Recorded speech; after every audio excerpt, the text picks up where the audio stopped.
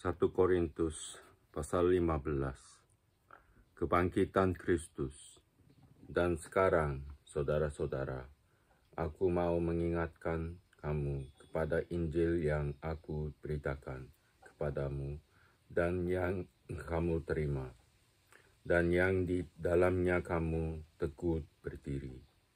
Oleh Injil itu, kamu diselamatkan, asal kamu teguh berpegang padanya, seperti yang telah kuberitakan kepadamu. Kecuali kalau kamu telah sia-sia saja menjadi percaya. Sebab yang sangat penting telah kusampaikan kepadamu, yaitu apa yang telah kuterima sendiri, ialah bahwa Kristus telah mati karena dosa-dosa kita, sesuai dengan kitab suci, bahwa ia telah dikuburkan, dan bahwa ia telah dibangkitkan pada hari yang ketiga, sesuai dengan kitab suci, bahwa ia telah menampakkan diri kepada Kefas dan kemudian kepada ke-12 muridnya. Sesudah itu, ia menampakkan diri kepada lebih dari 500 saudara sekaligus. Kebanyakan dari mereka masih hidup sampai sekarang, tetapi beberapa di antaranya telah meninggal. Selanjutnya, ia menampakkan diri kepada Yakub, kemudian kepada semua rasul, dan yang paling akhir dari semuanya, ia menampakkan diri juga kepadaku, sama seperti kepada anak yang lahir sebelum waktunya. Karena aku adalah yang paling hina dari semua rasul, bahkan tidak layak disebut rasul, sebab aku telah menganiaya jemaat Allah. Tetapi karena kasih karunia Allah, aku adalah sebagaimana aku ada sekarang, dan kasih karunia yang dianugerahkannya kepadaku tidak sia-sia. Sebaliknya, aku telah bekerja lebih keras daripada mereka semua, tetapi bukannya aku, melainkan kasih karunia Allah yang menyertai aku. Sebab itu, baik aku maupun mereka, demikianlah kami mengajar dan demikianlah kamu menjadi percaya. Kebangkitan kita. Jadi, bila mana kami beritakan bahwa Kristus dibangkitkan dari antara orang mati, bagaimana mungkin ada di antara kamu yang mengatakan bahwa tidak ada kebangkitan orang mati? Kalau tidak ada kebangkitan orang mati, maka Kristus juga tidak dibangkitkan. Tetapi andai kata Kristus tidak dibangkitkan, maka sia-sialah pemberitaan kami dan sia-sialah juga kepercayaan kamu. Lebih daripada itu, kami ternyata berdusta terhadap Allah, karena tentang Dia kami katakan, bahkan Ia telah membangkitkan Kristus, padahal Ia tidak membangkitkannya. Kalau andai kata benar bahwa orang mati tidak dibangkitkan, sebab jika benar orang mati tidak dibangkitkan, maka Kristus juga tidak dibangkitkan. Dan jika Kristus tidak dibangkitkan, maka sia-sialah kepercayaan kamu dan kamu masih hidup dalam dosamu. Demikianlah binasa juga orang-orang yang mati dalam Kristus. Jikalau kita hanya dalam hidup ini saja menaruh pengharapan pada Kristus, maka kita adalah orang-orang yang paling malang dari segala manusia. Tetapi yang benar ialah bahwa Kristus telah dibangkitkan dari antara orang mati, sebagai orang sulung dari orang-orang yang telah meninggal. Sebab sama seperti maut datang karena satu orang manusia, demikian juga kebangkitan orang mati datang karena satu orang manusia. Karena sama seperti semua orang mati dalam persekutuan dengan Adam, demikian pula semua orang akan dihidupkan kembali dalam persekutuan dengan Kristus. Tetapi tiap-tiap orang menurut urutannya, Kristus sebagai buah sulung. Sesudah itu mereka yang menjadi miliknya pada waktu kedatangannya. Kemudian tiba kesudahannya, yaitu bila mana ia menyerahkan kerajaan kepada Allah Bapa. Sesudah ia membinasakan segala pemerintahan, kekuasaan dan kekuatan, karena ia harus memegang pemerintahan sebagai raja sampai Allah meletakkan semua musuhnya di bawah kakinya. Musuh yang terakhir yang dibinasakan ialah maut, sebab segala sesuatu telah ditaklukkannya di bawah kakinya. Tetapi kalau dikatakan bahwa segala sesuatu telah ditaklukkan, maka teranglah bahwa ia sendiri yang telah menaklukkan segala sesuatu di bawah kaki Kristus, itu tidak termasuk di dalamnya.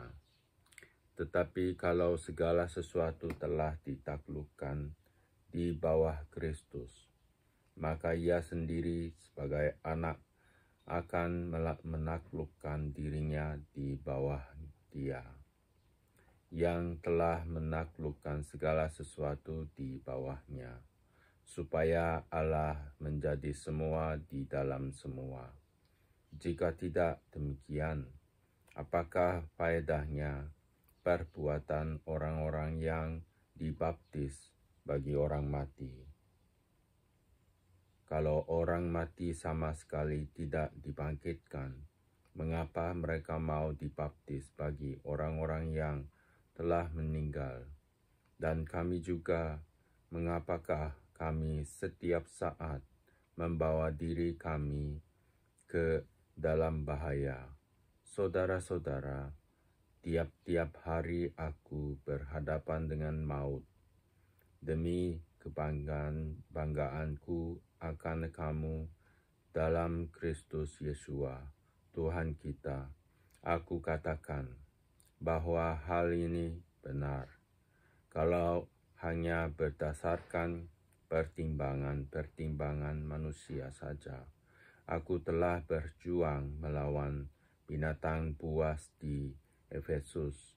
Apakah gunanya hal itu bagiku? Jika orang mati tidak dibangkitkan, maka marilah kita makan dan minum, sebab besok kita mati. Janganlah kamu sesat. Pergaulan yang buruk merusakkan kebinasaan yang baik. Sadarlah kembali sebaik-baiknya dan jangan berbuat dosa lagi. Ada di antara kamu yang tidak mengenal Allah. Hal ini ku katakan, supaya kamu merasa malu.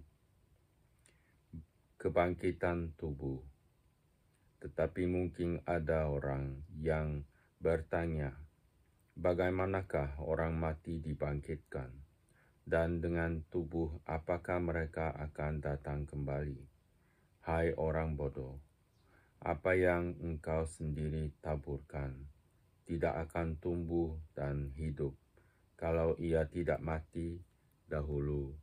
Dan yang engkau taburkan bukanlah tubuh tanaman yang akan tumbuh, tetapi biji yang tidak berkulit, umpamanya biji gandum atau biji lain.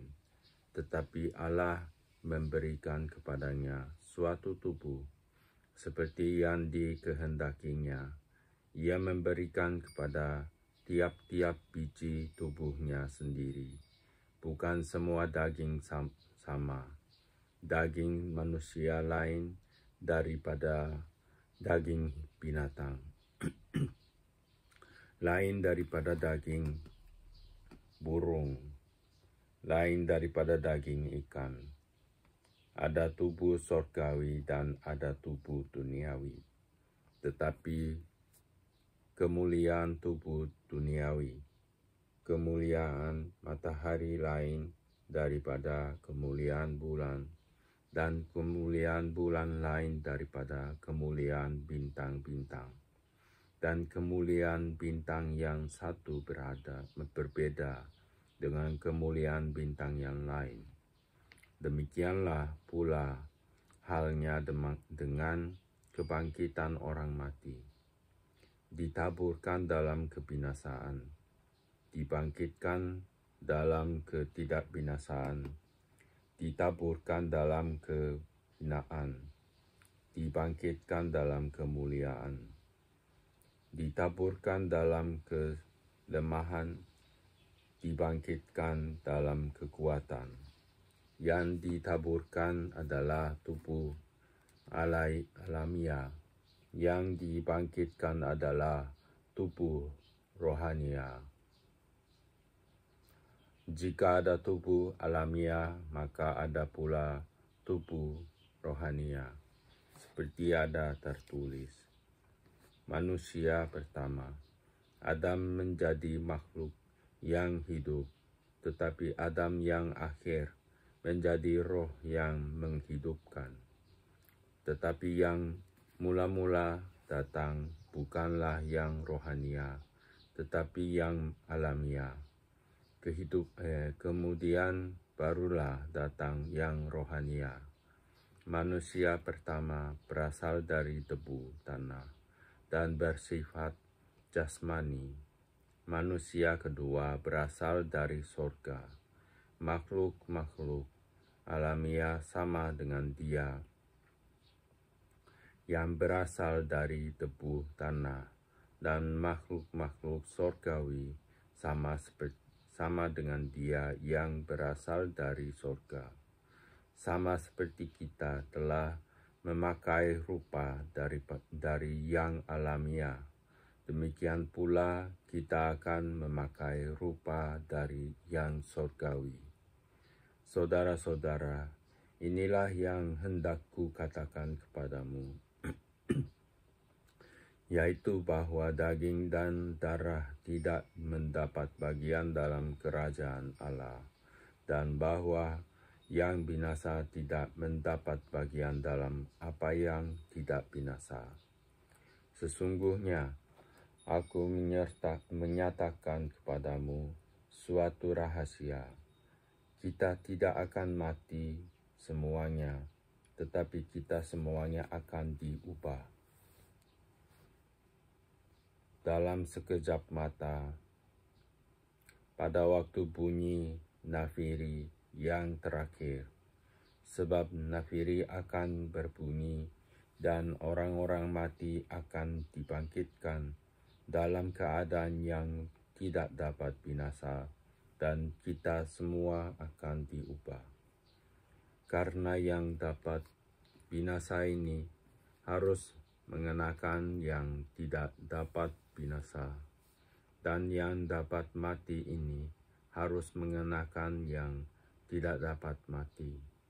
Dan sesudah yang dapat binasa ini mengenakan yang tidak dapat binasa, dan yang dapat mati ini mengenakan yang tidak dapat mati. Maka akan genaplah firman Tuhan yang tertulis, maut telah ditelan dalam kemenangan. Hai maut, di manakah kemenanganmu? Hai maut, di manakah sengatmu? Sengat maut ialah dosa, dan kuasa dosa ialah hukum Taurat. Tetapi syukur kepada Allah yang telah memberikan kepada kita kemenangan oleh Yesus Kristus. Tuhan kita. Karena itu, saudara-saudara yang kekasih, berdirilah teguh, jangan goyah, dan giatlah selalu dalam pekerjaan Tuhan, sebab kamu tahu bahwa dalam persekutuan dengan Tuhan, jeripayahmu tidak sia-sia. Pasal 16. Bantuan untuk jemaat di Yerusalem. Tentang pengumpulan uang bagi orang-orang kudus, hendaklah kamu berbuat sesuai dengan pertunjuk-pertunjuk yang kuberikan kepada jemaat-jemaat di Galatia. Pada hari pertama dari tiap-tiap minggu, hendaklah kamu masing-masing sesuai dengan apa yang kamu peroleh, menyisihkan sesuatu dan menyimpannya di rumah, supaya jangan pengumpulan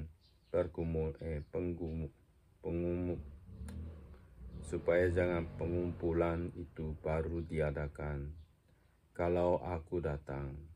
Sesudah aku tiba, aku akan mengutus orang-orang yang kamu anggap layak dengan surat ke Yerusalem untuk menyampaikan pemberianmu. Kalau ternyata penting bahwa aku juga pergi, maka mereka akan pergi bersama-sama dengan aku. Rencana Paulus.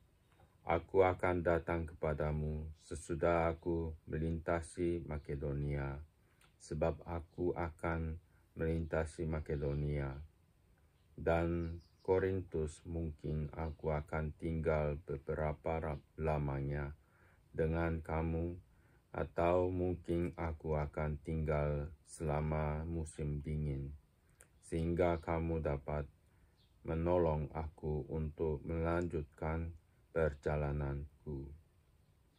Sebab sekarang aku tidak mau melihat kamu hanya sepintas lalu saja.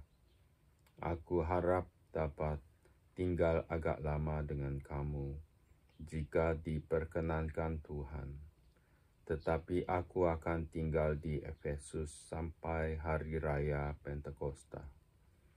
Sebab di sini banyak kesempatan bagiku untuk mengerjakan pekerjaan yang benar dan penting, sekalipun ada banyak penentang. Beberapa pemberitahuan. Jika Timotius datang kepadamu, usahakanlah supaya ia berada di tengah-tengah kamu tanpa takut, sebab ia mengerjakan pekerjaan Tuhan, sama seperti aku. Jadi janganlah ada orang yang menganggapnya rendah, tetapi tolonglah dia, supaya ia melanjutkan perjalanannya dengan selamat, agar ia datang kembali kepadaku, sebab aku di sini menunggu kedatangannya bersama-sama dengan saudara-saudara yang lain.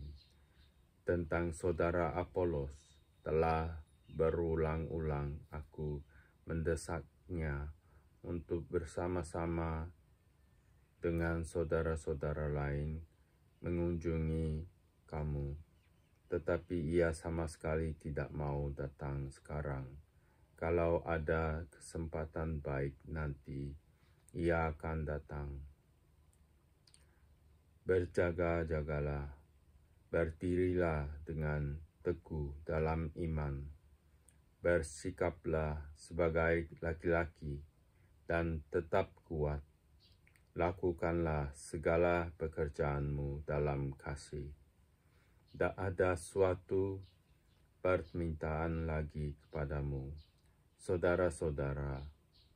Kamu tahu bahwa Stefanus dan keluarganya adalah orang-orang yang pertama-tama bertobat di Akhaya, dan bahwa mereka telah mengabdikan diri kepada pelayan orang-orang kudus. pelayanan orang-orang kudus.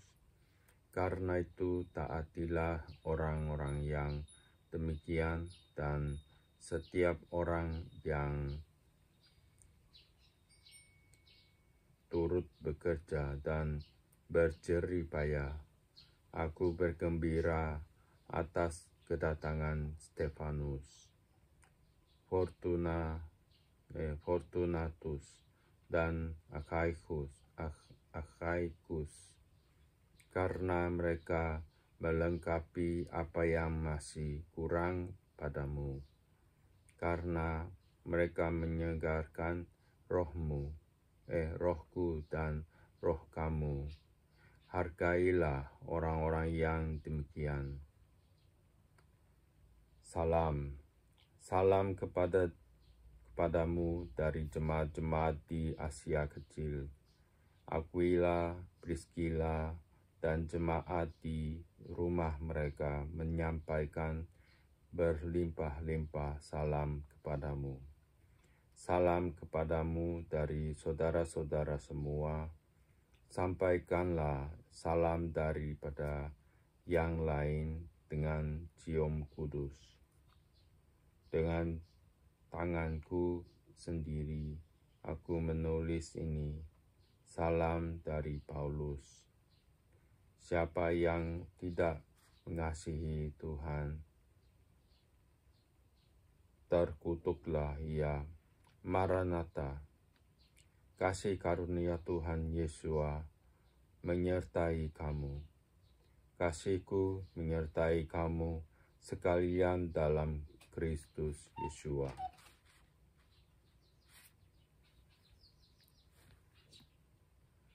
Surat Paulus yang kedua kepada jemaat di Korintus.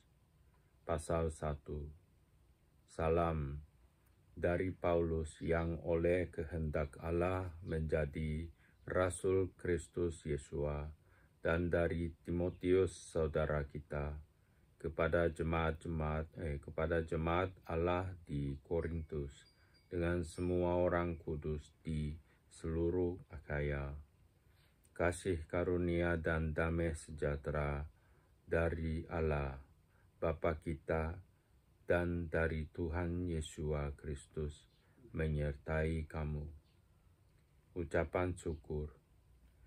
Terpujilah Allah Bapa Tuhan kita Yesus Kristus, Bapa yang penuh belas kasihan dan Allah sumber segala penghiburan, yang menghibur kami dalam segala penderitaan kami, sehingga kami sanggup menghibur mereka yang berada dalam bermacam-macam penderitaan dengan penghiburan yang kami terima sendiri dari Allah.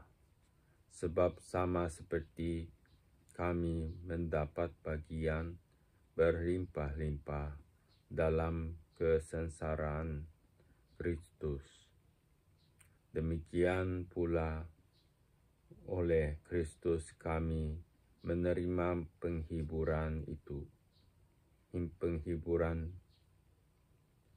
berlimpah-limpah. Jika kami menderita, hal itu menjadi penghiburan dan keselamatan kamu. Jika kami dihibur, maka hal itu adalah untuk penghiburan kamu, sehingga kamu beroleh kekuatan untuk dengan sabar menderita kesengsaraan yang sama seperti yang kami derita juga. Dan pengharapan kami akan kamu adalah teguh, karena kami tahu bahwa sama seperti kamu turut mengambil bagian dalam kesengsaraan kami, kami juga turut mengambil bagian dalam penghiburan kami. Sebab kami mau saudara-saudara supaya kamu tahu akan penderitaan yang kami alami di Asia Kecil. beban yang ditanggungkan atas kami adalah begitu besar dan begitu berat, sehingga kami telah putus asa juga akan hidup kami. Bahkan kami merasa seolah-olah kami telah dijatuhi hukuman mati. Tetapi hal itu terjadi supaya kami jangan menaruh kepercayaan pada diri kami sendiri, tetapi hanya kepada Allah yang kami membangkitkan orang-orang mati. Dari kematian yang begitu ngeri, Ia telah akan kami menyelamatkan kami.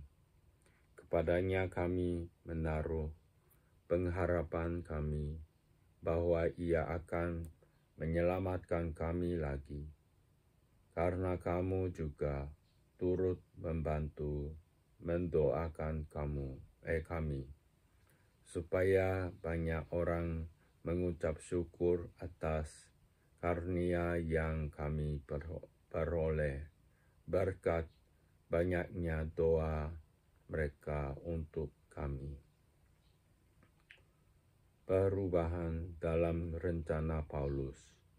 Inilah yang kami megahkan, yaitu bahwa semua suara hati kami memberi kesaksian kepada kami, bahwa hidup kami di dunia ini, khususnya dalam hubungan kami dengan kamu, dikuasai oleh ketulusan dan kemurnian dari Allah, bukan oleh hikmat duniawi, tetapi oleh kekuatan kasih karunia Allah. Sebab kami hanya menuliskan kepada kamu apa yang dapat kamu baca dan pahamkan. Dan aku harap mudah-mudahan kamu akan memahaminya sepenuhnya, seperti yang telah kamu pahamkan sebagaimana dari kami, yaitu bahwa pada hari Tuhan Yesua kamu akan bermegah atas kami, seperti kami juga akan bermegah atas kamu. Berdasarkan keyakinan ini, aku pernah merencanakan untuk mengunjungi kamu dahulu, supaya kamu boleh menerima kasih karunia untuk kedua kalinya. Kemudian aku mau meneruskan perjalanan ke Makedonia, lalu dari Makedonia kembali lagi kepada kamu, supaya kamu menolong aku dalam perjalananku di Yudea. Jadi, adakah aku bertindak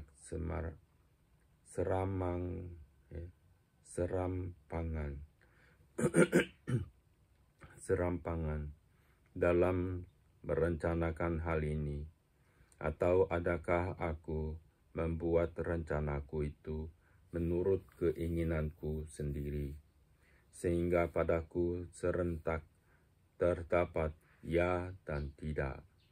Demi Allah yang setia, janji kami kepada kamu bukanlah serentak ya dan tidak. Karena Yesus Kristus, Anak